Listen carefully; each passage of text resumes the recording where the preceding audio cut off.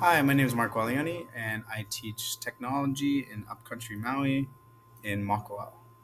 And today I'm going to show you an eighth grade lesson on reading nonfiction articles at grade level. The reason I chose this lesson was I wanted to focus on coral bleaching, which is a topic I've used in my 3D modeling class, and I can incorporate Minecraft, which is another tech skill I use, and I can incorporate NGHS science standards, and finally I have an ELA standard 8.1, 8.2, determine the theme and central idea of a text, and cite textual evidence that supports the analysis of what the text says explicitly as well as inferences drawn from the text. Language standard, I want to integrate data from real world with text and visuals, and the goal is they should connect unifying concepts of science to real life issues. So you can take such extensions with this lesson in coral bleaching. I have done it where students in 3D model coral structures that UH Manoa is using to help replicate coral in the oceans. So you can really do real world impact with this lesson. All right. Previous knowledge, just some simple believe in climate change and understand the ocean is rising in temperature. I also added this tidbit in that a majority of our ELs in Makawao are from Micronesia, which actually is heavily impacted by this problem of coral bleaching and erosion due to the lack of coral in the ocean. So when there's less coral, there's heavier waves, there's more erosion, and therefore with these tiny islands, there's less land and less available land to live on, which is causing an influx of migrants from climate change. So this is a really pretty pertinent issue for those communities. I also have Spanish ELC speakers, so I have a Spanish language article that actually differentiates from Lexile from 500 to 1000. And I have two different articles on the coral bleaching in the Great Barrier Reef and what are some solutions using 3D modeling. Some flexible strategies for ELs. To reduce noise, I'm using Minecraft and instructional videos with headphones because it's just a creative space and safe for them to learn. And they can learn without having to communicate. Flexible strategy to prepare for outtake. I'm going to use the plan model, which I'm going to show you, and I'm also going to have them prepare a world of Minecraft. I got these from the UDL checkpoints. I thought they fit as well. I'm going to customize display information so they're not just presenting at Google Slides. They're going to present in a Minecraft world, and they're also going to use Jamboards and a video to help them collaborate. And with the video, they're also going to answer the questions as a team and as a group and discuss those while they watch the video. All right. Flexible assessments. I am going to make sure we have the Edpuzzle graded. I'm going to have the Newsletter articles with the questions. I'm going to have them summarize those articles. And the Minecraft presentation and the summary of the Edpuzzle will be the summative.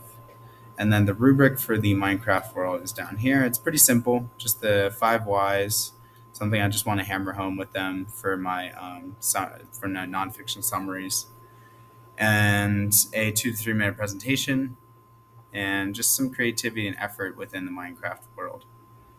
All right, let's get into the meat and potatoes. What is the lesson? So first I'm going to show them just a quick little hook, because those students want to learn without being engaged and intrigued by it. So sometimes I give them a little riddle or something.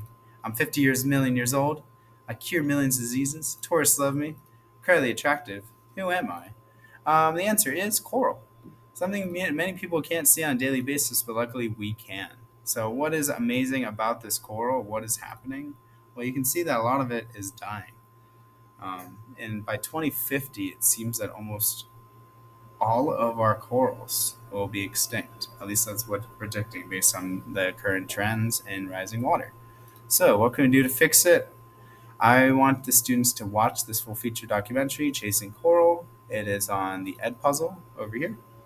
And with these questions, it's going to ask them what is causing coral to bleach. It shows them a pretty good description on what is going on in the ocean and how it's causing,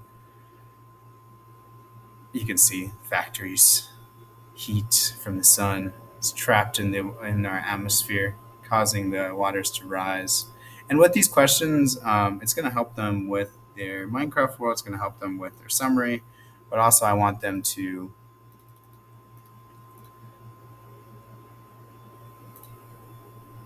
nice. I think it's going to show right here.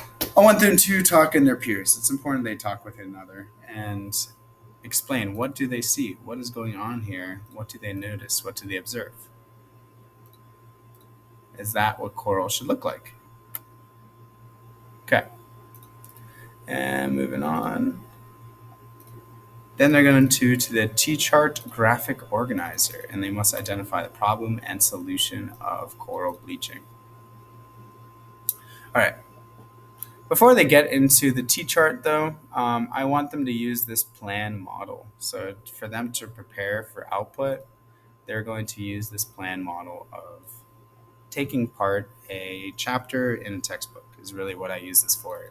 I use this for my social study lessons, but I think it would work just as well for my nonfiction articles. So, for example, if I were to give students an article like this one, now this is in Spanish, we get the point. This one is on the coral bleaching in the Great Barrier Reef.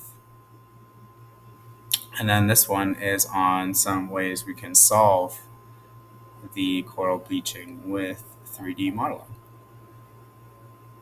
and creating them in labs. It's pretty amazing. All right, so for example, if I were going to use the plan model on this article, I would take all these bolded, subtitled nonfiction titles and place them in a mind map similar to this.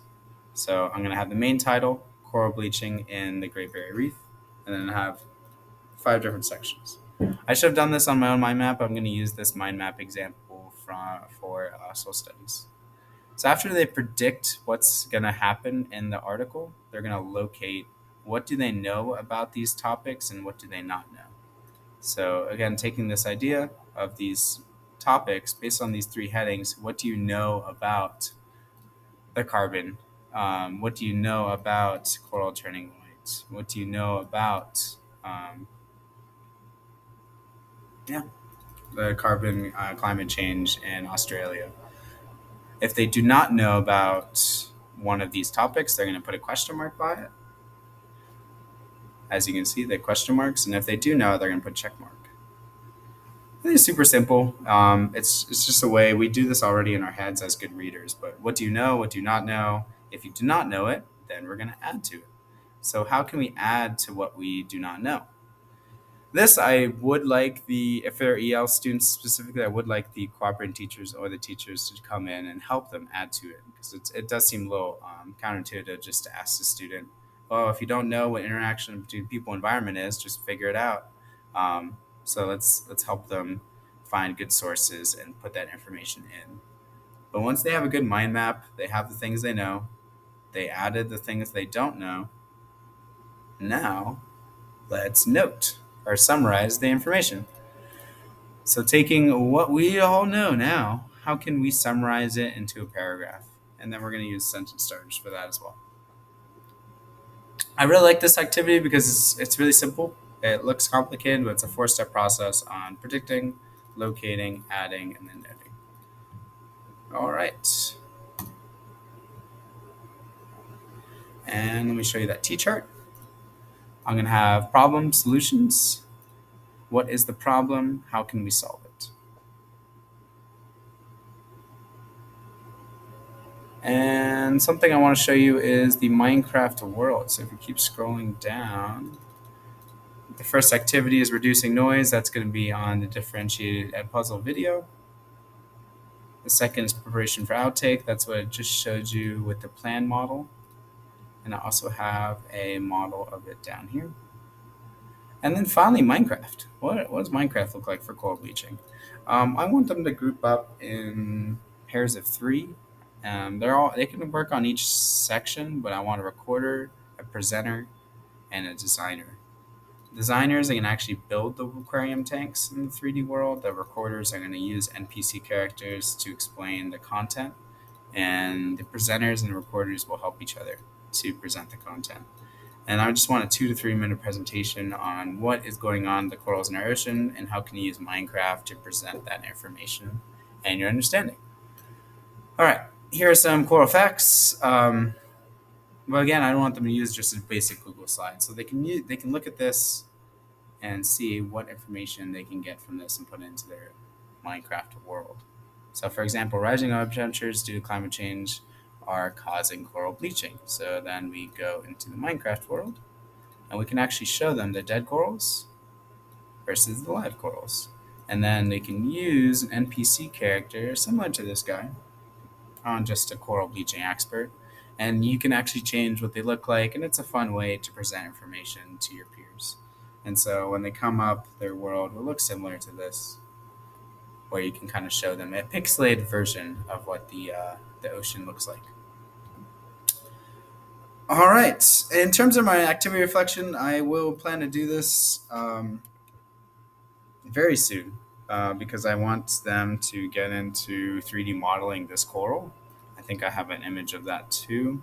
We actually did this for UH Manoa about 3 years ago, but you can actually model different ways of putting coral into the ocean, and then you can use plaster, put this in the ocean, and we actually have some of our models producing coral right now in UH Manoa. So it is quite an extension activity.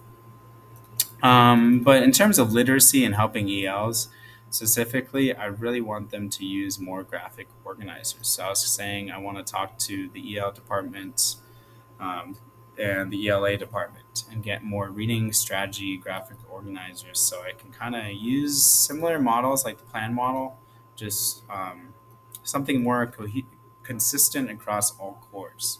So I believe that something like this we could use in our social studies, science, and our technology classes. And I think it would really be a strong structure for EL students and general education students to see any new nonfiction text that's grade level and be like, okay, I can do this. I can just predict what I think I know, what's my prior knowledge. I can understand what I don't know. I can add to what I don't know because we have a wealth of knowledge on our fingertips. And then we can note all the things I just wrote down and put them all together. And this, I think the note section is something I really want them to practice with Substance Stars. All right. Thank you so much. Thanks for listening. Have a wonderful